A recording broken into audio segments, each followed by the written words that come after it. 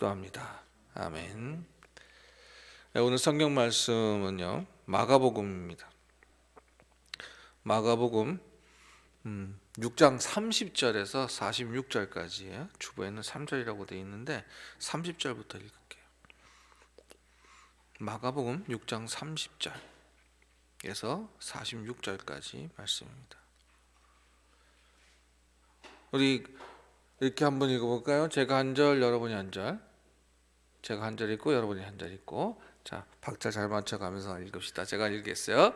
사도들이 예수께 모여 자기들이 행한 것과 가르친 것을 낱낱이 고하고,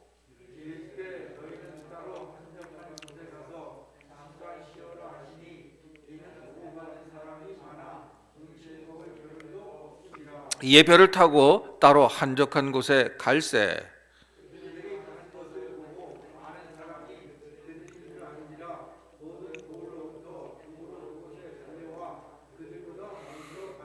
예수께서 나오사 큰 무리를 보시고 그 목자 없는 양 같음으로 인하여 불쌍히 여기사 이에 여러 가지로 가르치시더라.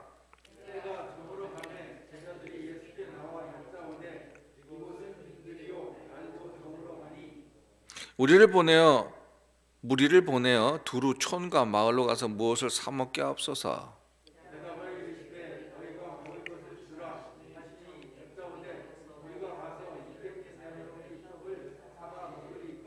이르시되 너희에게 떡이 몇 개나 있는지 가서 보라 하시니 알아보고 이르되 떡 5개와 물고기 2마리가 있더이다 하거늘.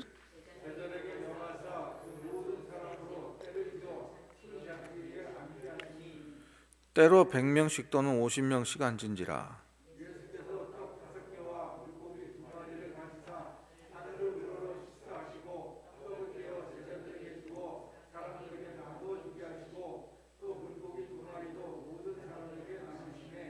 다 배불리 먹고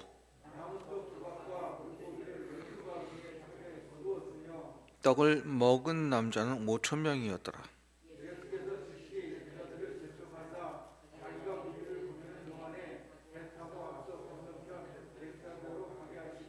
무리를 작별하신 후에 기도하러 산으로 가시니라.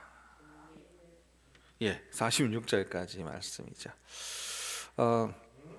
오늘 말씀은요 우리가 너무나도 잘 알고 있는 그 말씀이죠. 맞아요. 오병이어의 기적인데 오늘 말씀의 제목은 기적의 통로라는 그런 제목으로 이제 이 말씀 앞에 서려고 합니다. 예전에 스코틀랜드라, 그러니까 이제 그쪽 지역의 목사님들은 굉장히 이렇게 이런 표현이 옳을까요? 그러니까 가장 신앙에 처음 시작됐던 신앙에 가깝게 하려는 그런 마음들이 있어요. 지금도 이 스코틀랜드 장로교 같은 경우는요. 그래서 저희 교단도 스코틀랜드 장로교에 많은 그런 직접 간접적인 영향을 많이 받고 있죠. 근데 이 스코틀랜드에 있던 그 목사님 한 분이 매번 이제 기도할 때마다 감사를 드리는 목사님이 계셨어요. 근데 이 목사님이 주로 감사하는 것은 어떤 것이냐면, 주님 우리에게 이렇게 화창한 날을 주셔서 감사하고, 이렇게 또 촉촉히 비를 내려서 생물 자라게 하셔서 감사하고, 추운 날 우리 따뜻한 데 모일 수 있게 해주셔서 감사하고 등등으로 이렇게 날씨에 관해서 감사드리는 경우가 많았다고 그래요. 근데 스코틀랜드도 큰 섬이기 때문에 섬의 일기는 들쑥날쑥해요. 그런데 이제 막 폭풍우가 불고 엄청 나쁜 날, 주일날 이제 예배를 드리고 이제 기도를 드리려고 하는데 막 폭풍우가 몰아치면서 강풍이 불고 막 비가 막 이렇게 세로로 막 내려, 이제 가로로 막 내리는 그런 상황이 벌어졌어요. 그때 이제 교인들이 그렇게 생각했대요. 야, 이 날씨를 어떻게 하나님 앞에 기도할까? 왜냐면 이분은 날씨에 대한 감사를 늘 했던 분이기 때문에. 그래서 귀를 기울였더니 목사님이 이렇게 기도하셨다라고 얘기가 있어요. 오 살아가는 하나님, 다른 날들을 오늘과 같은 날씨가 아닌 것에 감사드립니다. 그러니까 매일 이런 날이 됐으면 우리 힘들었을 거예요 라고 그렇게 감사를 드렸다는 것이죠. 감사하는 사람들은 어쨌든 간에 감사한다는 것이에요.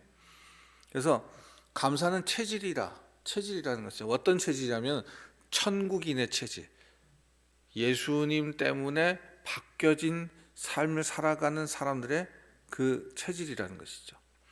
요즘에 또 한참 유행하다가 제가 개척 초기에 미국에서 개척하고 나서 초기에 이 MBTI 이 성향에 대한 얘기들이 많이 있었거든요. 그래서 직접 해보기도 했는데 요즘 들어서 다시 또 이 MBTI가 또 돌아요. 근데 뭐 비슷해요. 비슷하긴 한데 성향은 바뀔 수가 있더라는 거죠. 처음에 M 성향이었다가 나중에 보면 I가 나오기도 하고 또 뭐 나는 이거야라고 생각했는데 어느 날 보니까 전혀 다른 성향으로 바뀐다는 거죠. 그러니까 사람의 성향은 태어나서부터 처음부터 끝까지가 아니라 바뀔 수 있다. 그러니까 감사를 모르는 사람도 감사할 수 있는 사람으로 바뀌게 된다는 거죠. 좋은 방향으로 생각합시다. 나쁘게도 바뀔 수 있어요. 감사하던 사람이 모든 게 무너져서 원망만 하는 사람이 될 수도 있어요. 그러나 오늘 이제 말씀을 따라서 우리가 생각해 보면 감사하는 사람, 이 감사는 체질이다. 즉 천국인의 체질이다라고 먼저 전제를 하고 이제 이야기를 하겠습니다. 이 감사를 고백하는 건 여러분들 그때 뭐 밥을 줬을 때, 나한테 사탕을 줬을 때, 나한테 좀 도움을 줬을 때 감사합니다, 고맙습니다. 이렇게 얘기하는 건 당연한 거예요. 그건 체질이 아니에요. 그건 그냥 우리의 그런 이제 관습이죠. 그러니까 이쪽에서 나한테 호의를 베풀었으니까 거기에 대한 감사를 하는 것. 이것은 도덕적인 안목이고 뭐 이제 그런 인사를 안 하는 사람들 혹은 인사 인색한 사람들한테는 좋지 않은 평판이 돌아가지만 늘 그런 것에 주신 것에 이렇게 베풀어 주는 것에 감사하다 고맙다라는 표현하는 거. 그런 게 참 이 사람한테 하나 줄 거 세 개도 줄 수가 있는 그런 상황이 연결될 수가 있는 거죠.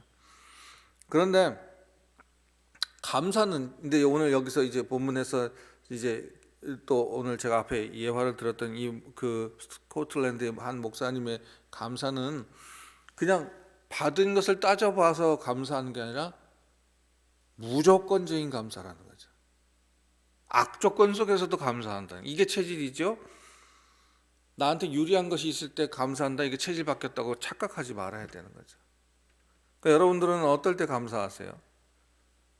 베풀어 주신 모든 것을 헤아려 볼 때 감사가 당연히 나오겠죠.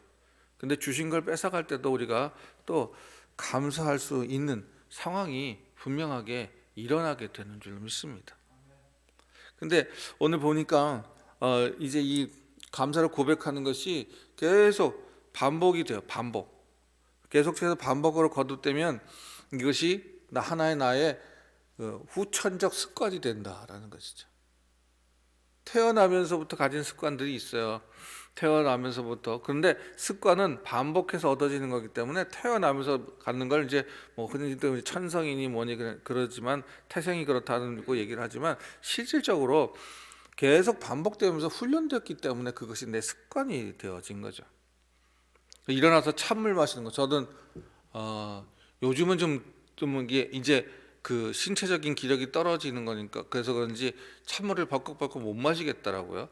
예전에는 새벽기도 가기 위해서 일어나면 찬물을 그냥 벌컥벌컥 마셨던 아주 크게 마셨던 거로 기억하고 또 잠이 들깰 때는요 큰 사과를 그냥 눈도 반도 안 떴는데도 그냥 우적우적 먹으면서 이렇게 눈이 떠졌던 그런 기억이 있어요. 그러니까 아침에 사과를 먹고 뭐 그러면 속 쓰리는 분들도 있다지만 저는 좀 무딘가 봐요. 그래서 그게 한참 동안에 이제 그 습관이었었는데 어느 날부터는 속이 쓰리기도 하고 이가 아프기도 하고 또 찬물을 먹고 나면 좀 아리아리해서 그런 것들 때문에 멈칫멈칫하게 되더라고. 이거 습관도 상황과 형편에 따라서 내 육체적인 조건에 따라서도 바뀔 수가 있다는 것이죠. 여러분 성품도 바뀔 수가 있고 체질도 바뀔 수가 있는데 우리가 그러니까 이런 부분에서 정신을 바짝 차려야 되는 것이 이 사순절 기간 동안에 여러분의 체질을 좀 바꾸는 시간이 됐으면 좋겠습니다. 여러분의 체질을 예수 그리스도에 가깝게 좀 바꿨으면 좋겠어요. 예수님의 보혈을 우리가 수혈받는 시간이라고 생각하고 내 피가 바뀌었으면 내 안에 성품도 바뀌어야 되죠. 이제 이렇게 습관이 계속되면 이제 체질이 되면서 그리고 하나의 이제 캐릭터 성품이 되어지는 것이죠. 그래서 우리 이 감사하는 것은 감사할 줄 아는 주신 것도 감사, 빼앗은 것도 감사, 멈추신 것도 감사, 또 내게 열어주시는 감사, 닫은 것도 감사할 수 없는 이런 모든 덕목 모든 삶 속에서 이 감사로 시작하고 감사로 마감할 수 있는 이런 단계의 모습은 이 천국인의 체질을 가진 그런 사람들이라는 것인데요. 이런 의미에서 보면 감사는 이제 이 천국인의 체질로서 우리가 이렇게 얘기를 하고 그 사람과 교제를 나눌 때 이분은 이런 상황에서도 감사를 할 줄 아네. 그럼 그분은 우리와 똑같은 비슷한 천국인이 되는 거죠. 그러니까 우리가 이 천국인은 감지할 수 있는 하나의 또 그런 레이더가 될 수도 있다는 것이죠. 더 놀라운 거는요, 이 감사가 그냥 감사로 끝나지 않는다라는 거예요. 그 감사를 보고 듣고 경험한 자들은 기적을 경험하게 됩니다. 이 감사가 놀라운 건 기적을 행한다는, 기적을 불러오게 되고요. 이 감사를 통해서 기적이 일어날 수도 있다, 우리에게 허락될 수도 있다라는 것이죠. 오늘 본문 안에 바로 그 모습이 나타나고 있습니다. 본문의 배경을 조금 보면 예수님보다 6개월 먼저 이제 사역을 시작한 세례 요한이 그 헤롯의 가문의 그 악랄함에 빠져서 이제 그 죽음을 당하죠. 교수형을 당하잖아요. 예수님께서 그 직전에 예수님의 제자들을 이렇게 불러 모아서 내가 너한테 이제 그 병 고치는 의사와 사탄을 마귀를 쫓아내는 자를 이제 힘을 권능을 주셔서 파송을 하세요. 그래서 이 제자들이 둘둘씩 짝짜서 나가서 열심히 주님이 가르쳐 주신 대로 제자 훈련을 하고 돌아왔어요. 그래서 오늘 본문 첫 번째 그들이 돌아와서 마구 떠들어대는 거예요. 뭘? 자기들이 했던 일. 근데 자기들이 한 것이 아니고 하나님의 그 그리스도의 능력을 입어서 일어난 일들에 대해서 예수님께 보고하고 있는 것이죠. 근데 그 소리가 너무 기쁘잖아요. 이제 아직도 지금 내 눈앞에 계신 분이 선생님이라고만 여기는 애들도 있고, 또 이분이 뭔가 이 육신의 권능을 이제 권력을 가질 사람이라고 보는 그런 제자들도 있었고, 또 이분이 도대체 나한테 어떤 의미일까 고민하는 제자들도 있었고, 제자들이 다 똑같은 마음은 아니었어요. 그런데 이제 또 예수님께서 자꾸 이제 마지막이니 뭐 이런 얘기에 이 얘기를 왜 하지 하고 이렇게 아리아리하던 이제 이게 긴가민가했던 그런 제자들까지도 있었단 말이에요. 근데 이 사람들이 잠시 그런 생각들 접어두고 나가서 주님이 시키시는 대로, 선생님이 시키시는 대로 가서 사역을 했더니 놀라운 그런 거기서 경험을 한 것이죠. 그것이 이루어지는 것들을 경험하고 돌아와서 주님 앞에 이제 고백을 하는 것이죠. 사도들이 예수께 모여 자기들이 행한 것과 가르친 것을 낱낱이 고했다. 얼마나 좋겠습니까? 지금도 이제 곧 코로나가 종식되고 또 우리가 이걸 이길 수 있는 힘이 비축이 되면 이제 우리도 뭐 단기든 장기든 가깝게든 멀리든 복음을 전하러 또 하나님께서 허락하신 그런 사역들을 하러 이제 이 세상으로 뻗어나가게 될 겁니다. 그러면 뻗어가서 거기서 끝나는 게 아니라 갔다 돌아와서 하나님 앞에 우리의 일어난 일을 보고할 때 그때가 우리의 천국잔치가 벌어지는 때가 될 거예요. 지금 예수님 앞에서 얼마나 자랑스럽게 이 제자들이 얘기하고 있어요. 그런데 들려오는 소식은 지금 세례 요한이 죽었다는 것이죠.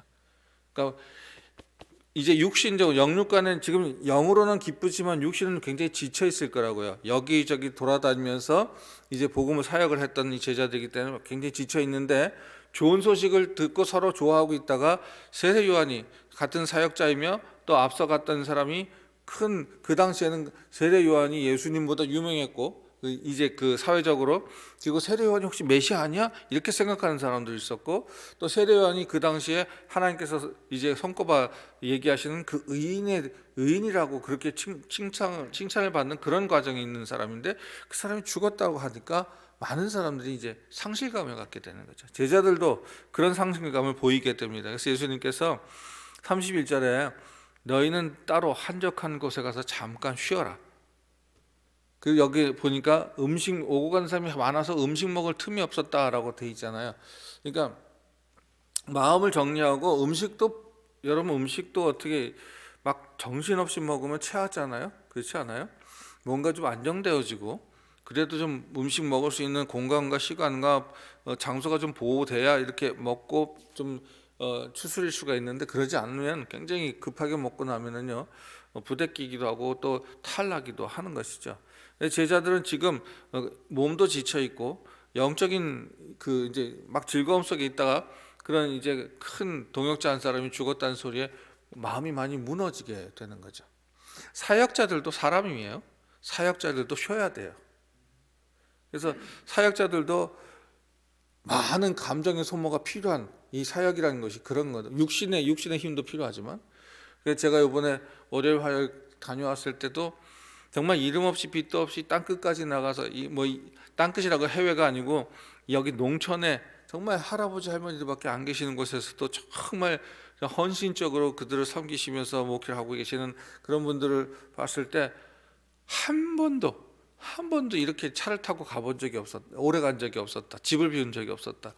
또 식당에 가서 밥을 먹는데 이거는 이렇게 마음 놓고 먹어본 적이, 그러니까 뭐 이렇게 먹다가 누가 와서 어쩌고 뭐 여러 이렇게 얘기하면은 얼른 나가서 도와주고 뭐 그랬기 때문에 그랬다고 막 얘기를 하세요. 이거 농촌교회 같은 경우에는 또 혼자 계시기 때문에 더더욱 그런 게 많았겠죠. 그러니까 예수님께서 오늘 우리에게 하나 방법을, 이거는 목회자들뿐만 아니라 우리 이 하나님의 일을 하는 모든 사람들에게도 마찬가지입니다. 억지로 막 끙끙거리고 가다가는 어디든지 부러지거나 다치거나 상할 수밖에 없거든요. 근데 오늘 이제 그러면서 이제 배를 타고 한적한 곳으로 갔는데, 근데 여기에 한 가지 뭐라고 그럴까요? 한 가지 우리가 덜어낼 수가 없는 부분이, 예수님 오실 때까지 해결할 수 없는 부분이 있는데 사람들은 따라옵니다. 그러니까 그 사역의 일거리는 쉬는 시간에도 따라온다는 거죠. 그래서 많은 목사님들이 이제 월요일에는 주일에 이제 사역을 하고 월요일에는 쉬는 걸로 뭐 공식이든 비공식이든 그렇게 얘기를 하지만, 사실은 월요일날 쉬는 게 아니죠. 월요일날 성도님들은 일하잖아요. 성도님들은 월요일날 나가서 막 땀 흘려서 열심히 일을 하시는데 뭐 그렇다고 우리 쉰다고 뭐 이리 들로산으로 가는 것이 아니고 잠깐 머리나 또 마음에 또 영적인 그런 추심을 갖는 시간이 되는 거죠. 그럼에도 불구하고 항상 이제 모든 성도들의 안전과 또 모든 성도들의 그런 생활 속에서의 그 주님께서 도우심을 늘 기억하고 있는 그런 과정이 되는 거죠. 이제 이 예수님이 이제 이 제자들을 데리고 이렇게 쉬러 좀 잠깐 나가셨는데 사람들이 쫓아와요. 배를 타고 이 갈릴리 호수기 때문에 저쪽 편에서 이쪽 편에서 저쪽 편으로 배를 타고 갈 때 사람들이 그 배에 예수님과 그 일행이 탄 줄 알고 이미 이 사람들은 유명인이 된 거죠. 산등성을 돌아서 그 호수 주변을 뛰어가서 그 도착할 즈음에 거기 그 장소로 막 사람들이 모이기 시작하는 거죠. 정말 놀라워요. 오늘날 같이 뭐 SNS가 발달되거나 인터넷도 없는 그런 세상에 어떻게 그렇게 소문이 나고 많은 사람들이 몰려드는지 모르겠어요. 그래서 예수님께서 그들을 보시고요, 그냥 우리 쉬러 왔는데요 하고 쫓아내지 않습니다. 우리 쉬러 왔는데 지금 근무 시간 아니에요. 우리 요즘에는 이제 식당도 몇 시부터 몇 시까지는 이제 브레이크 타임 해가지고서는 쉬는 시간이, 그때 가면 밥도 안 주잖아요. 근데 예수님은 사역을 하세요. 예수님께서는 그들을 다 앉혀놓고 말씀을 전하십니다. 근데 더 열심히 전하신 것 같아요. 오늘 보니까 몰려드는 사람들고 보고요, 그들이 도착한 것은 그냥 아무것도 없는 빈들이었어요. 빈들. 아무것도 의지할 곳이 없는 곳. 누가 오로지 예수님밖에 바라볼 수 없는 그곳에 사람들이 모이기 시작한 거죠. 주님께서 그들을 바라보시는데 그냥 아이고 많이도 왔네 이렇게 보는 것이 아니라 긍휼한 마음으로 보세요. 사랑으로 바라보시는데 그 긍휼함이 어떤 건지 잠시 후에 말씀을 드릴게요. 예수님께서 이제 빈들로 찾아온 그 사람들을, 모여든 사람들과 불쌍히 여기셔서 병자를 고치시고 또 그들에게 또 하나님의 말씀, 지혜로운 말씀을 막 전하고 계실 때 시간이 흘러가서 때가 된 거죠. 보통의 이제 아무리 유명한 강사라고 해도 먹을 때는 안 놓칩니다. 아무리 뭐 1시간에 뭐 1,000만 원짜리 강의를 한다 하더라도 점심시간 뭐 저녁시간 간식시간은 꼭 지켜요. 근데 예수님은 안 지키셨어요. 그래서 먹을 때가 됐는데 사람들은 배고프다고 슬슬 빠지는 게 아니라 더 모여드는 그 상황 속에서 제자들은 당황하게 되죠. 그래서 이제 제자들이 오늘 본문에 그러잖아요. 예수님, 이건 빈들이에요. 날도 저물어 가니까 지금 이 사람들 배고파 하거든요. 그냥 얼른 가서 밥 먹고 오라고 그럴까요? 라고 그렇게 얘기를 하죠. 근데 예수님 뭐라고 말씀하세요? 예수님께서는 아니 너희들이 줘라고 얘기를 하시는 거죠. 자, 여기에 보면 나중에 이제 계산하는 과정에 보면 풀숲에 100명씩 뭐 50명씩 이렇게 따로 앉혔다라고 했는데 남자만 몇 명이라고요? 5천 명이 앉아 있던 거죠. 그래서 성서학자들이 이렇게 나름대로 추산해 보니까 당시에 12살 이상의 남성만 5천 명이라면 12살 이하의 남녀 아이들과 그리고 그 숫자에 들어가지 않던 여인들까지 치자면 약 2만여 명이 주변에 둘러싸여 있었다라는 거죠. 지금이야 10,000명, 20,000명이 그냥 우리 귀에는 익숙하지만 당시 2만 명 이상이 모였다는 것은 실로 정말 어마어마한 그런 숫자인 것이죠. 자, 여기서 주님께서 이제 때가 되었는데도 계속 말씀하시니까 이제 제자들 중에 한 사람이 끊어요. 주님, 때가 됐어요. 이 사람들 데리고 있다가 우리가 밥을 먹일 수 없으니까 우리 한 가지 해결책을 우리가 생각했는데요. 가서 이제 동네에 가서 밥 먹고 오든지 아니면 가든지 그렇게 합시다. 굉장히 합리적인 생각이에요. 자, 주최 측이 아무런 준비 없이 사람들이 모여들었는데 누가 어떻게 밥을 주겠어요? 그래서 여기 이제 다른 기록에 보면은 이제 빌립이 이 제안을 했다라고 돼 있고 빌립이 그리고 예수님께서 아니야 그러지 말고 너희들이 이 사람들한테 먹을 걸 줘야 돼라고 말씀하세요. 왜 주님이 이런 말을 하셨을까? 지금 주님 곁에 모여든 2만 이상의 운집해 있는 이 사람들은요 시간이 있고 또 장소가 허락돼도 음식을 사서 배불리 먹을 수 없는 사람들. 그러니까 하나님께서는 그 안에까지도 들여다보시. 예수님께서는 그들의 그 가난함도 들여다보시고요. 그들이 또 이렇게 먹고 마실 수 있는 상황이 아니라는 것을 보시는 거죠. 그래서 하나님과 그 이제 예수 그리스도의 긍휼에 대한 이야기는 바로 그 사람의 형편과 과정과 그 안의 내용까지도 들여다보신다는 거죠. 우린 그걸 알기 위해서는 많은 조사가 필요하고 대화가 필요해요. 그래서 왜 너는 점심시간에 안 가고 여기 앉아 있어? 이렇게 얘기하면서 이런 얘기 저런 얘기 하다 보면 어머니가 아파서 도시락을 못 싸왔고 뭐 이런 얘기들 우리가 나중에 들어서 이 사람이 이래서 이 시간에는 이렇게 못 왔구나. 그럼 우리가 도울 수 있는 방법을 찾지만 주님은 이미 그 공허함과 곤고함을 가난함을 들여다보시고 계시다. 그래서 딴 때와는 다르게 이제 그만 가자 이제 때가 됐다 하고 쓰면 주님이 막 시간 넘어서 오버타임 강의하시는 분은 아니거든요. 그런데 그냥 거기서 그들을 다 병고쳐 주시고 모든 즐거운 얘기들 천국 얘기를 해주시고 그럴 때 이 사람들 중에서 배고픈 사람이 분명히 많았을 거예요. 그럼에도 불구하고 한 사람도 자리를 움직이지 않은 떠나지 않은 슬금슬금 뒤에 빠져나갔다면 제자들은 이런 걱정 안 했을 거예요. 그런데 그 누구도 미동치 않고 그 말씀에 중심을 두고 있는 그런 모습들. 그때 예수님이 제자들한테 너희가 먹을 걸 줘 라고 얘기를 합니다. 90년대 초반, 90년대 중후반하고 2000년대 초반까지 각 교회에서 어떤 것이 그 한참 유행이라는 표현 쓰긴 그렇고 많이 이루어졌었냐면은 총동원 또 이제 그 뭐 영적 각성 대회 뭐 각성 뭐 이런 그런 잔치 이런 것들이 있었어요. 이것은 말 그대로 예수 안 믿는 사람, 교회 안 다녀보는 사람들을 예배당 밝게 하기 위해서 예배당으로 초청하는 그런 때죠. 그리고 이 사람들을 초청한 사람들이 정착해서 교인이 되는 것까지는 굉장히 어려워요. 뭐 인천 주한교회가 이걸 거의 뭐 매달에 한 번씩 뭐 몇 달에 한 번씩 계속 하셨다는데 8번인가 이 총동원이 8번인가 10번째 나와서 그때 예수 믿는 사람들이 몇 명 한 서너 그 나와 8번째 나와서 등록한 사람도 있었다는 거죠. 그러니까 한 번에 이게 다 이루어지는 때가 아니에요. 그 10번 이상 나왔는데도 등록 안 하고 예수 안 믿는 사람도 있었다라고 그런 얘기들 하세요. 우리 교회는요 초청은 열심히 해요. 우리도 지금 예배당 이제 그 예배 마치고 나가거나 또 기도회 모이고 나가서 또 오늘도 이제 어머니 기도회 끝나고 하셨는데 가서 이제 우리 교회 주소와 말씀이 적혀 있는 그 물티슈로 이렇게 다 전달하고 꽂아놓고 이렇게 오잖아요. 초청은 열심히 해요. 초청을 했으면 거기에 맞는 대우를 해야 돼요.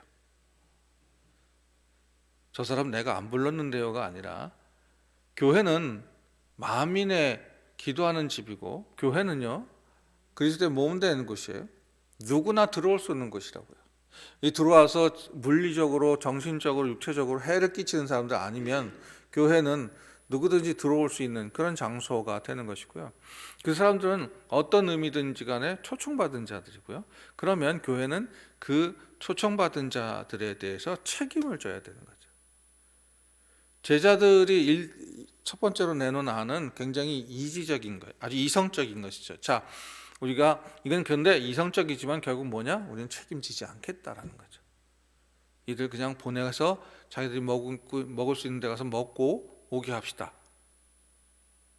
어떻게 보면 되게 합리적이라고 볼 수가 있지만, 그러나 이건 절대로 천국인의 기질은 아닙니다. 철저하게 계산과 또 학습되어져 있는 그런 경험에 의한 그런 결론인 것이지, 하나님을 믿으며 주님이 머리털 하나, 공중에 나는 새와 이름 없는 들풀까지도 먹이시는 주님이 나를 먹이시고 보호하신다는 믿음은 아니라는 거죠.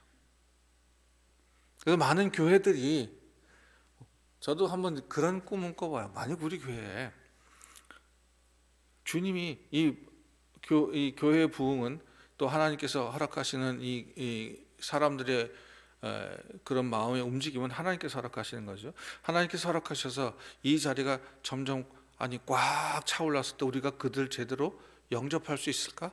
그들 제대로 대접할 수 있을까? 그러니까 아직 일어나지도 않은 일에 대한 고민도 해본 적이 있어요. 행복한 고민일 수 있죠. 그런데 오늘 말씀을 보면서 우리가 정말 이 땅, 이 자리에 오는 분들을 그리스도의 긍휼로 바라볼 수 있도록 기도해야 될 줄 믿습니다. 그가 말을 하지 않아도 우리가 영적으로 느낄 수 있어야 돼. 아, 이분은 사람들의 영접이 그리운 분이구나. 아, 이분은 하나님께서 오늘 우리들에게 주시는 또 위로의 말씀 앞에 세우는 분이구나. 또 이분은 우리에게 또 기쁨을 전할 수 있는 분이구나. 이런 것들, 그러니까 영적인 분별력이 우리들에게 허락되어야 된다는 것이죠. 새로 왔는데 그냥 아래 위로 이렇게, 이건 습성이에요. 우리들 정말 이제 그 총동원 할 때 항상 그 주의를 줘요. 누가 오든 아래 위로 훑지 마세요. 근데 꼭 아래 위로 훑어보시는 분들이 있어요. 되게 신뢰되는 거거든요. 이제 아주 소소한 얘기지만, 그런데 그게 우리들의 그 오래된 습성이기 때문에 이렇게 눈이 한번 내려가면 그 사람 마음은 툭 닫혀버리는 경우들이 있더라 이거지. 다시 말씀으로 돌아오죠. 이성에만 사는 사람들은요 언제나 부족해요. 그래서 야 너희들이 먹여, 예수님 말씀했더니 빌립이 계산을 해요. 우리가 200데나리의 빵을 사와도 모자랄 텐데요. 여러분, 이성적으로, 계산적으로, 과학적으로, 합리적으로 나가면 항상 부족해요. 부정적이 되고요. 예수 그리스도를 통해서 얻어지는 기적에 대한 그런 확신을 점점 잃게 되는 것이죠. 근데 여기 한 사람이 또 있어요. 안드레라는 사람이, 야 그러면 너희들이 갖고 있는 것들 중에, 예수님께서 그런 계산법을 보고 나서 막 뭐라고 남모르진 않으시고, 그러면 우리가 갖고 있는 게 뭘까 하고 보았더니 안드레가 어린아이의 도시락을 하나 들고 오죠. 그래서 5병이요. 물고기 2마리, 보리떡 5개. 그게 그 당시 어린아이의 기준이래요. 어린이 기준 식사량이라는 거. 빌립의 입장에서 이 계산하고 이성적인 사람에서 이게 뭐야? 이걸 갖다가 어떡하라고? 예수님이나 나나, 예수님 선생님 하나 드려도 선생님 다 드셔도 배가 고프겠다. 이렇게 생각할 수 있는 그런 것이죠. 근데 그걸 가지고 오면서 그걸 드려요. 그리고 어떤 일이 벌어집니까? 주님께서 그것을 들어 축사하시고 이제 나누라 하셨을 때 제자들이 그걸 나누는데 끊이지 않는 것이잖아요. 뭐 어떤 분들은 이때 기적이 뭐 축사할 때 일어났다는 동 떡을 뗐다, 이게 중요한 게 아니고요. 이 기적이 일어나게 된 이유가, 그 원인이 뭘까요? 부족한 것의 헌신입니다. 완전하지 않은 것의 헌신이라는 거죠. 교회에서 이제 많은 인력이라고 하지, 많은 이제 사람들의 도움이 필요할 때가 있잖아요. 자, 집사님께서 좀 이런 것 좀 해주셔야 되고요. 장로님 이렇게 좀 부탁드립니다 할 때, 제가 아직 때가 아니라서, 제가 아직 그거 할 때가 아닌 것 같아요. 그럴 때가 그렇죠. 아닐 때도 있어요. 그런데 부족한 거 그대로 드리는 게 기적의 통로입니다. 소년의 점심이 5천 명, 남자 12살 이상의 남자 5천 명, 2만 명을 먹인 거예요. 그리고 어떻게 됐다고요? 어떻게 됐어요? 12강줄이나 남았어요. 사람의 합리적인 계산은 항상 못 알았지만, 마이너스지만 하나님이 하시던 일은 나의 부족함을 들어서도 남기시는 거죠. 오늘 우리 교회 안에, 우리 도안서부 수요일 예배에 참 많은 자리가 있어요. 여기저기 꽉 찼으면 좋겠다는 개인적인 생각이지만, 하나님께서 이렇게 많이 비어있는 자리를 가지고 있어도 분명하게 큰 은혜와 사랑으로 우리에게 갚아주실 줄 믿습니다. 지금 우리가 이 자리에서 정말 이 말씀 그대로 우리의 부족함을 그냥 가지고 있는 걸 드리는 그런 마음대로 회복하길 원합니다. 이 사순절에요. 그냥 계산하고 재지 말고요. 이건 하나님께서 이거 원하시는구나, 하나님께서 오늘 이 시간에 나를 부르셨구나, 우리가 그것을 깨닫고 나면 주님 앞에 있는 그대로, 내 모습 그대로 받아주시길. 주님은 모자란데, 이거 조금 덜 찼네, 이거 안 따지시거든요. 제자들이 돌아와서 주여 내가 이랬더니 이랬습니다 라고 얘기했을 때 다 그 제자들이 한 얘기들 다 만족하셨을까? 저는 그렇게 생각 안 하거든요. 그 중에는 아주 많은 그 목표량이라고 하는 많은 것들을 이뤄낸 사람도 있을 거고, 그냥 잠깐 조금씩 맛본 사람도 있을 거라고요. 다 성향이 다르기 때문에. 근데 그들이 그 주님의 명령을 따라서 나가서 사역을 하고 돌아온 그 과정을 하나님께서 기뻐하시는 거고, 주님께서 기뻐하신 거고, 그리고 그들에게 쉼을 허락하시는 그런 모습들인 거죠. 모세를 부르실 때 모세가 뭐래요? 주여 보낼 만한 사람 보내주세요. 그 사람은 40년 동안 자긍심이 굉장히 높았던 사람이에요. 근데 자칫 잘못 실수해서 사람을 죽이고 미디안으로 쫓겨난 뒤에는 완전히 찌그러진 사람이잖아요. 그가 하나님께 부르심을 받았을 때 주여 보낼 만한 사람 보내주세요. 나는 뭐 입술이 누나가 이렇게 해서 이리저리 변명해서 자꾸 도망가려고 해요. 주님께서 마지막에 너를 대신해서 말할 사람 아론까지 준비해 주시잖아요. 있는 모습 그대로 주님 앞에 드리는 그 일들이 기적의 통로가 되는 줄 믿습니다. 오늘 여기 앉아 계신 여러분들이 기적의 통로예요. 여러분들 통하여서 부흥의 기적이 일어날 줄로 믿습니다. 여러분을 통해서 영혼 구원의 기적이 일어날 줄로 믿습니다. 모세가 미디안을 떠날 때 지팡이 하나밖에 안 집었거든요. 근데 그 지팡이가 어떤 지팡이에요? 그 지팡이가 나일강을 핏빛으로 물드는 지팡이고, 그 지팡이가 홍해를 갈랐단 말이에요. 물론 거기 임하신 하나님의 능력이지만, 그러니까 오늘 내 안에 난 아무것도 없어요. 하나님, 나는 뭐 부족해요.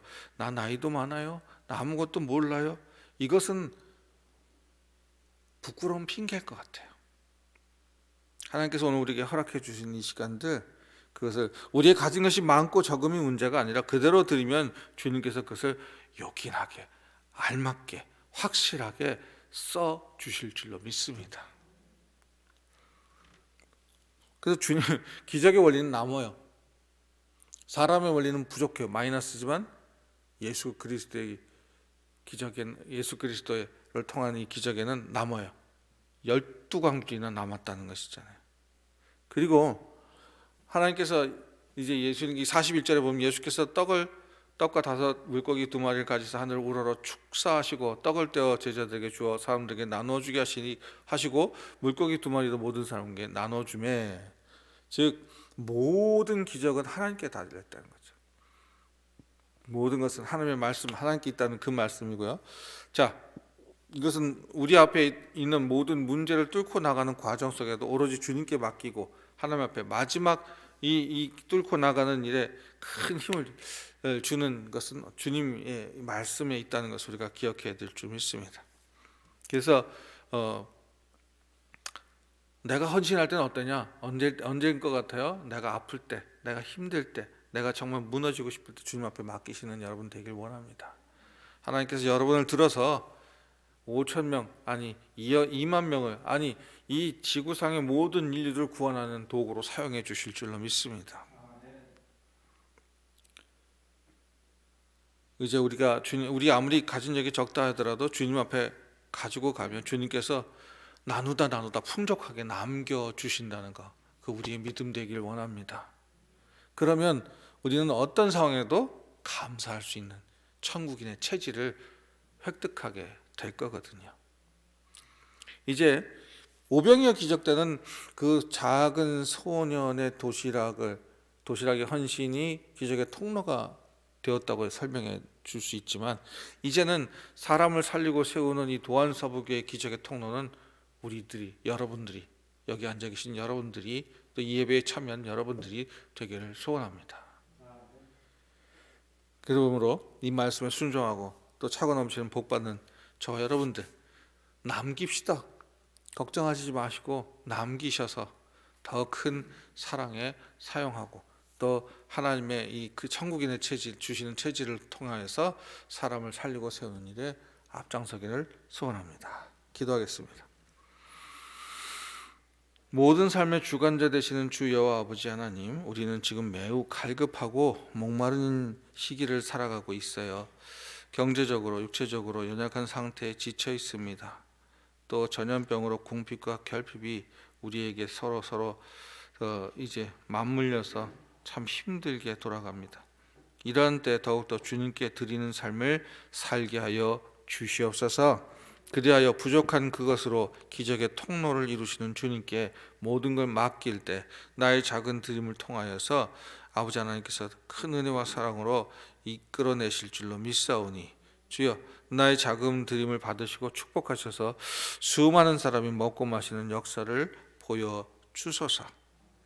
우리는 이 시대, 이 시간, 또 우리가 서 있는 자리에 기적의 통로가 되기를 소원하니 주여 도와주소서. 모든 말씀 예수 그리스도 이름으로 기도하옵나이다. 아멘. 주님 가르치신 기도로 마치시고 자유롭게 기도하시고 돌아가시면 되겠습니다. 하늘에 계신 우리 아버지, 아버지의 이름을 거룩하게 하시며 아버지의 나라가 오게 하시며 아버지의 뜻이 하늘에서와 같이 땅에서도 이루어지게 하소서.